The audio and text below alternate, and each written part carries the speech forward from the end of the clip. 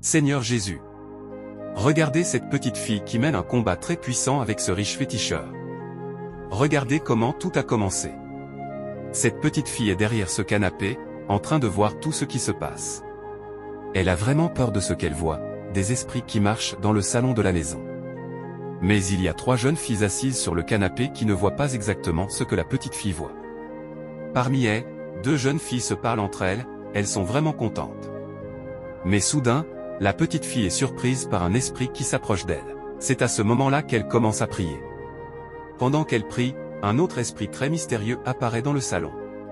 Elle a vraiment peur et ne sait plus quoi faire. Elle continue de prier, mais parmi les 3 jeunes filles, 2 restent joyeuses.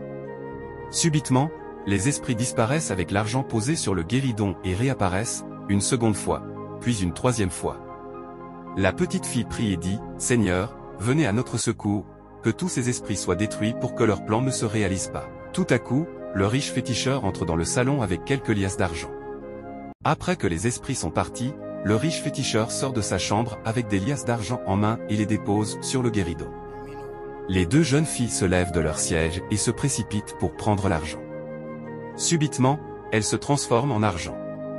La 3e, vraiment étonnée et effrayée par ce qu'elle vient de voir, court vers la porte pour sortir, mais le riche féticheur lui tend sa canne magique.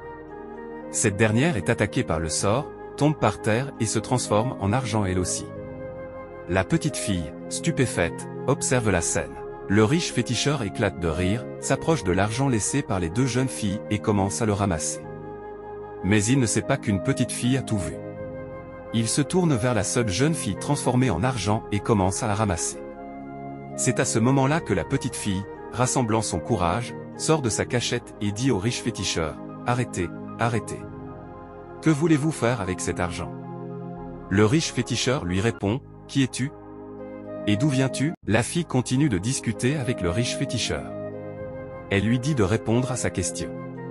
Le riche féticheur lui réplique, « Tu vas te taire. » Puis il lui demande encore, « Qui es-tu » La petite fille répond, « Celui que je suis n'a pas d'importance. » Le riche féticheur éclate de rire et dit, « Tu as de l'audace et tu me poses des questions. » La petite fille répond, « Oui. » Le riche féticheur se retourne, prend sa canne, et la fille lui dit, « Tu comptes faire quoi maintenant ? Je pense que tu ne peux rien, mais je sais que mon Dieu, le Tout-Puissant, peut toutes choses. » Le riche féticheur éclate encore de rire et lui demande, « Tu es sûr de ce que tu dis ?» La petite fille répond, « Oui. » C'est à ce moment que le combat commence entre la petite fille et lui. Il lui envoie un sort puissant, mais la fille l'arrête avec la croix qu'elle porte à son cou et dit, « Jésus. » Puis elle lui renvoie le sort. Le riche féticheur, vraiment étonné de ce qui vient de se passer, tend encore sa canne et lui jette un nouveau sort. Mais elle l'arrête à nouveau avec sa croix, tout en appelant le nom du Seigneur Jésus. Le sort lui est encore retourné. À ce moment-là, les esprits commencent à être détruits, brisés, et le riche féticheur n'arrive plus à bien respirer. La puissance de Dieu qui est dans la croix de la petite fille est plus puissante que les sorts que le riche féticheur lui envoie. Le feu de Dieu que la petite fille lui a retourné l'a attaqué, et il ne peut plus résister à cette puissance. Il attrape sa propre poitrine, et les esprits qui étaient en lui commencent à être détruits et brisés un à un. Finalement, il s'allonge par terre devant son guéridon. La petite fille enlève sa croix de son cou, prend l'argent qu'il tient dans sa main, pose la croix dessus et commence à prier. « Je déclare, par le nom du Tout-Puissant, n'importe où vous êtes actuellement, vous, les 3 jeunes filles, revenez en humaine, revenez en humaine. » Subitement, les 3 jeunes filles redeviennent humaines et se demandent ce qui s'est passé.